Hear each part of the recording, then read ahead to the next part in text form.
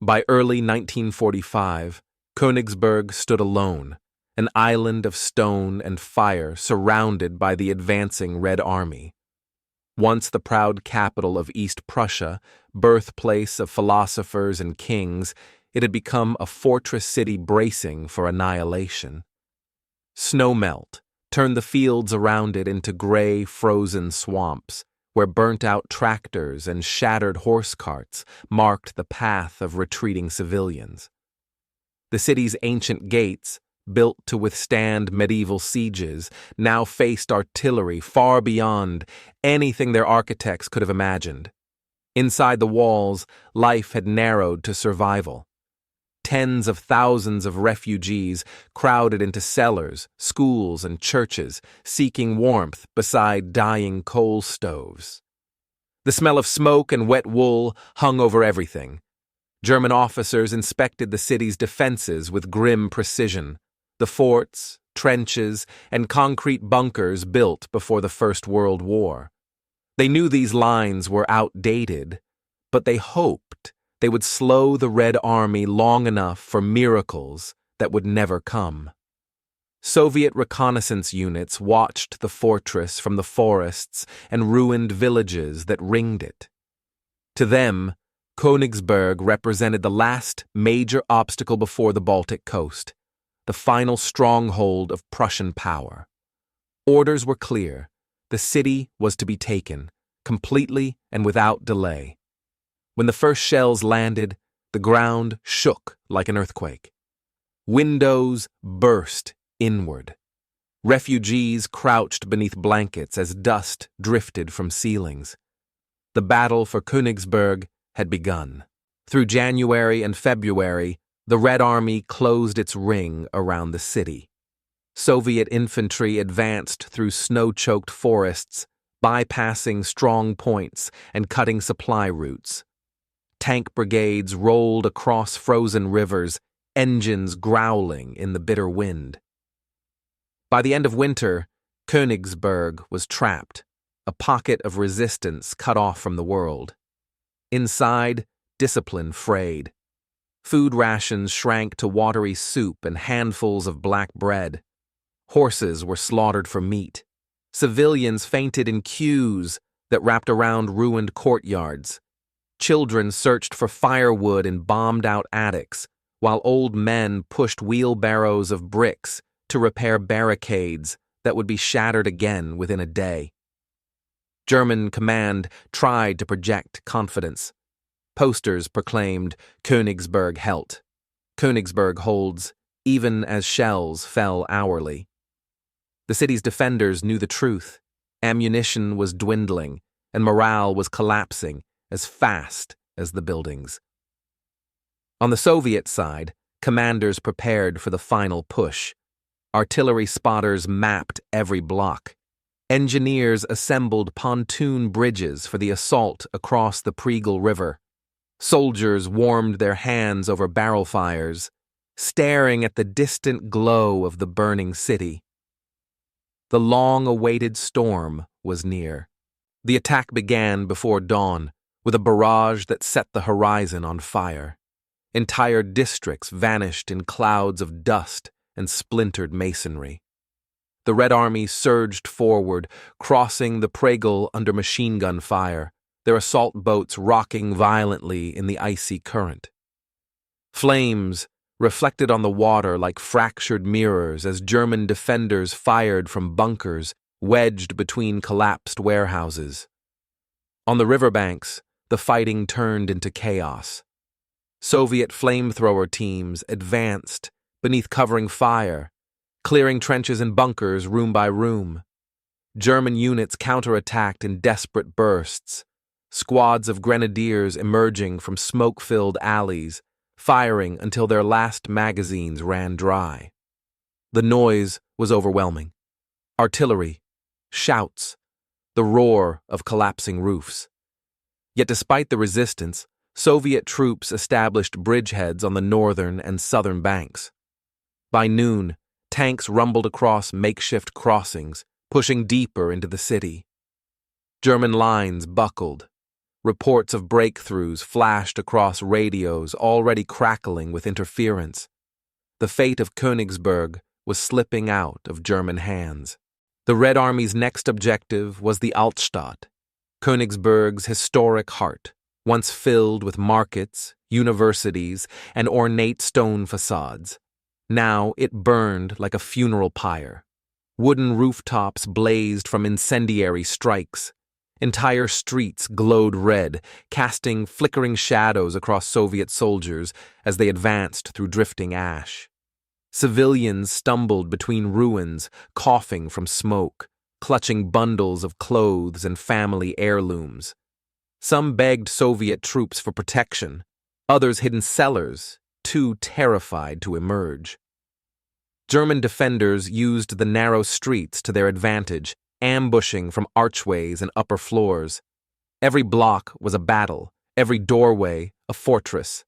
Soviet commanders responded with harsh precision. Mortar teams fired into strong points at point-blank range. Engineers blew holes through walls to create improvised routes. Step by step, the Red Army ground its way through the centuries-old district. By evening, charred stones lay scattered across the cobblestones. The once grand Königsberg castle loomed in the distance like a shadow of a world already gone. The Altstadt had fallen, and the city's collapse accelerated. At the outskirts, massive brick forts, relics of 19th century engineering, became the last islands of German resistance. Forts numbered 1 through 12 formed a defensive ring, each surrounded by moats, walls, and tangled wire. Soviet troops called them the stone beasts. Assaulting them required brutal, methodical work. Artillery battered their facades for hours, shaking dust from vaulted ceilings. Infantry crawled through ditches under machine gun fire, throwing grenades through firing slits. Engineers planted charges at entrance tunnels, blowing breaches through meters-thick walls. Inside the forts, German soldiers and Volkssturm volunteers held on with grim determination. They fought by candlelight, passing ammunition hand to hand, listening to Soviet sappers hammering at the walls. The air reeked of smoke, sweat, and damp stone. One by one, the stone beasts fell, some after hours of fighting, others after days. Each collapse widened the Red Army's grip on the dying city. Königsberg was being carved apart. By early April, the northern districts of Königsberg were a labyrinth of burning warehouses, shattered rail yards, and collapsed apartment blocks. Soviet units advancing from the Samland Peninsula pushed relentlessly through the industrial belt surrounding the port. The defenders, a mix of Wehrmacht remnants, naval personnel, and Volkssturm, were exhausted, cold, and cut off from reinforcements.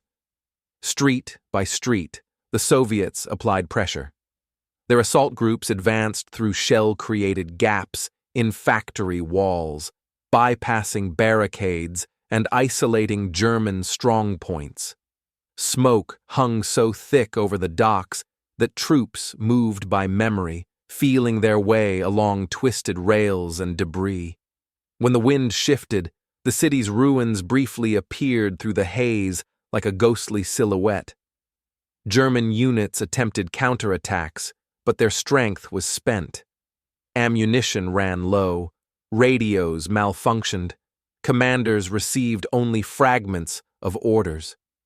Reports spoke of platoons reduced to a handful of men, machine guns firing their last belts, mortar crews scavenging explosives from unexploded shells. The northern sector was not defeated in a single moment, it simply collapsed from exhaustion. As Soviet forces reached the port district, they found ships half sunk at their moorings, cranes frozen in place like metal skeletons, and warehouses burning unchecked. The defenders withdrew deeper into the city's core, giving up ground they had sworn to hold. The northern approach to Königsberg had fallen. and the Red Army turned south. The parade ground, once a broad, open field used for ceremonies, drills, and spectacles of Prussian discipline, became a killing field. Artillery fire churned the soil into mud and craters, filling the air with smoke and pulverized earth. Soviet infantry crossed the open space in short, desperate dashes, seeking shelter behind burning vehicles and shattered stone memorials. German defenders held fortified buildings overlooking the grounds. Snipers fired from broken windows. Machine gun nests swept the open field. Mortar teams operated from cellars whose ceilings rattled with each explosion. For hours, the parade ground echoed with the steady rhythm of battle. Bursts of gunfire, shouted commands. The distant thunder of Soviet batteries pounding the forts behind the city. Soviet commanders adapted quickly. Assault guns rolled forward, blasting the facades of German-occupied structures. Engineers sprinted to lay smoke screens, obscuring troop movements. Little by little, the defenders were forced back into the administrative buildings lining the parade ground. By dusk, the once symmetrical lawn was a wasteland of smoking craters and debris. The German positions were pierced, their firing lines broken. The parade ground was no longer a symbol of Prussian order. It had become a gateway to the city's heart. Fort 8 was one of the most formidable positions in Königsberg's defensive ring. Its thick brick walls and subterranean galleries had survived 2 world wars. Now, Soviet storm groups converged on it with a single objective: break the city's spine. For hours, artillery softened the fort's outer works. Walls buckled, parapets crumbled, and sections of the moat filled with rubble. When the barrage lifted, assault teams surged forward. Flamethrowers cleared casemates. Satchel charges blew apart gun emplacements. The fighting turned into a brutal contest of angles and shadows, with soldiers battling through corridors that echoed with the sound of boots, blasts, and the clatter of spent casings. Inside, German defenders fought with grim determination. They operated by lantern light, the glow casting long shadows across the stone vaults. Medical stations overflowed. Runners slipped on wet floors as they carried messages from room to room. Though many messages had nowhere left to go. The turning point came when Soviet engineers breached an internal gallery, opening a passage that split the fortress in 2. German resistance faltered. White cloths appeared from darkened doorways. By nightfall, Fort 8 was silent, but for the crackling of fires. Its fall sent a shockwave through the remaining defenders. If Fort 8 could be taken, nothing could hold. The city center became a maze of collapsing buildings, overturned trams, and rubble that reached the height of a man. Soviet infantry advanced through this labyrinth cautiously, using basements, shell holes, and courtyards as stepping stones. Every 100 meters brought a new ambush, a new barricade, a new tangle of wire. German soldiers, many wounded or half-starved, fought with the desperation of men who knew there was nowhere left to retreat. They defended stairwells, sewers, and shops, stripped of their windows. Some squads held out in schoolhouses where chalk still covered blackboards. Others turned abandoned trams into firing platforms. The city was dying, but the fighting burned hotter than ever. Civilians appeared in brief, tragic flashes. A woman pulling a cart of blankets, a boy guiding his blind grandfather, a group carrying buckets of water from a broken hydrant. Most stayed hidden in cellars, listening to the city shake above them with every shell impact. By nightfall, Soviet troops had captured several key intersections. The defenders fell back toward the city's last administrative district. The urban maze was shrinking, and there was no escape from it. The final symbol of Königsberg's former glory, the castle, stood battered but defiant at the city's core. Its once grand towers were chipped to stumps, its courtyards filled with broken stone. The castle, seat of Prussian kings, was now a fortress in name only. Soviet troops approached through smoke-filled alleys, machine gun nests fired from the castle windows, artillery shells punched fresh wounds into the ancient walls. Engineers laid explosives at the base of the southern tower, blowing a breach wide enough for infantry to storm through. Inside, the fighting became frantic in close quarters. Soldiers slipped on dust-covered tiles as they moved through echoing halls decorated with shattered statues and fallen tapestries. The castle's final defenders, a mix of regular troops and hastily assembled volunteers, held staircases and balconies until their ammunition ran out. By late afternoon, the red flag rose over the ruined courtyard. The castle's fall broke the last coherent defensive line. For the first time in 700 years, Königsberg lay in the hands of an enemy. The southern districts, anchored by Forts 4 and 5, had long been considered Königsberg's strongest barrier. Their thick ramparts and interlocking firing positions had resisted early Soviet probing attacks. But by the second week of April, the Red Army arrived with overwhelming force. Columns of assault guns advanced behind rolling barrages that shook the ground like continuous thunder. The defenders were stretched thin, infantry companies reduced to a few dozen men, mortars firing their last shells, machine gun crews rationing ammunition. Communications broke down, leaving commanders relying on runners who often never returned. Soviet units exploited every weakness. They tunneled through basements, breached dividing walls with explosives, and set up fire points in the ruins of shops and breweries.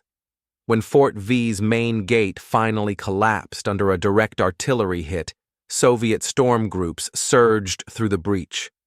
Grenades arced into darkened passageways. German defenders fell back into interior rooms lit only by flickering lanterns. The fort's final stand ended not with a dramatic charge, but with exhausted soldiers emerging from the smoke, hands raised, faces gray with dust. The fall of the southern gate left the city center exposed. Königsberg's defenders now had nowhere left to withdraw. As the fighting intensified, the human cost became impossible to ignore. Thousands of civilians fled burning neighborhoods, pushing carts stacked with blankets, firewood, and whatever possessions they could salvage. Streets once lined with cafes and bookstores now hosted rivers of displaced families moving between shell craters and collapsed facades. Shelters overflowed. Basements that had protected families for months now flooded with smoke or dust as nearby buildings collapsed. Women tore up curtains to make bandages. Elderly men carried buckets of water from broken hydrants to treat small fires before they engulfed entire blocks. Hunger gnawed at everyone. Bread was rationed to crumbs. Many survived on thin soup, sharing the last potatoes from cellars abandoned by families who had already fled. Despite the chaos, small acts of humanity persisted. Soviet medics treated wounded children brought out by fleeing mothers. German nurses guided groups of bedridden patients through ruins to safer locations.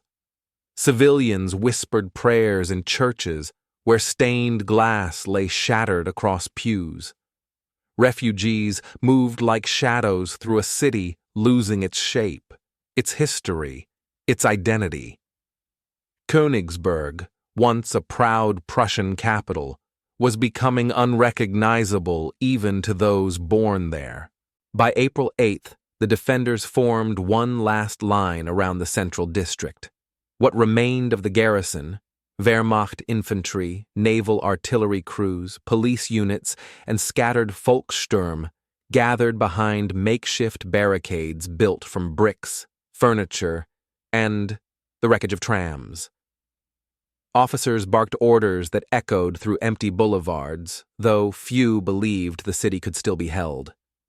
Soviet artillery methodically crushed every resistance point. Entire blocks disappeared in rolling clouds of debris. Tanks advanced behind infantry screens, firing into upper floors where snipers hid. Engineers cleared mines with long probes. Flamethrower teams advanced, their fuel tanks clanking loudly as they entered ruined courtyards. German counterattacks had become symbolic gestures. Small squads attempted to slow the Soviet advance, but each assault ended quickly. Ammunition was nearly gone. Medical stations had run out of morphine. Radios transmitted only static. The defenders fought on instinct, duty, or hopeless loyalty. By nightfall, the final line fractured into isolated pockets. Soviet troops secured crossroads, administrative buildings, and the last intact bridges. Königsberg was being reduced piece by piece, and the defenders knew the city had only hours left. The final act unfolded near Königsberg Cathedral, a timeless structure now surrounded by rubble. Soviet officers established their headquarters in a damaged administrative building overlooking the square. From here, they broadcast surrender terms to the German command. Immediate capitulation, disarmament, and the cessation of any fighting within the city. General Otto Lasch, the commander of Königsberg, faced an impossible choice. Prolonging the battle meant only more destruction, more civilian deaths, more suffering. After hours of deliberation, under constant bombardment shaking the remaining walls, he made the decision. With his staff gathered around a battered wooden table, Lasch signed the surrender documents. White flags soon appeared across the central district. German soldiers stepped out of ruined buildings, hands raised, weapons discarded. Soviet units moved in cautiously, checking for booby traps left behind during the night. Civilians watched from cellars and stairwells, some crying with relief, others staring in silence at the end of an era. Königsberg, fortress, capital, symbol of Prussian power, had fallen. The city awoke to an uneasy quiet. Smoke drifted over ruins, still glowing from overnight fires. Soviet soldiers patrolled streets filled with debris, guiding groups of prisoners toward makeshift assembly areas. Children emerged from shelters clutching dolls or wooden toys, blinking at the daylight. The war in East Prussia had ended, but its scars were everywhere. For the Red Army, victory in Königsberg marked both triumph and exhaustion. Soldiers who had marched from the Volga now stood at the Baltic Sea, having fought across half a continent. Officers surveyed the ruined skyline, aware that the city's fate and its future would be written not by its past rulers, but by those who now occupied it. In the weeks that followed, the city underwent a transformation. Soviet authorities rebuilt infrastructure, distributed food, and cleared rubble. The surviving German population faced an uncertain future. Königsberg, stripped of its Prussian identity, was absorbed into a new political landscape. The fall of the city symbolized more than military defeat. It marked the end of East Prussia itself. A cultural and historical region that had shaped German identity for centuries vanished in a matter of days. What rose from the ashes would be something entirely different. The battle for Königsberg ended with a silence as heavy as the rubble itself, a silence marking the close of a world that no longer existed.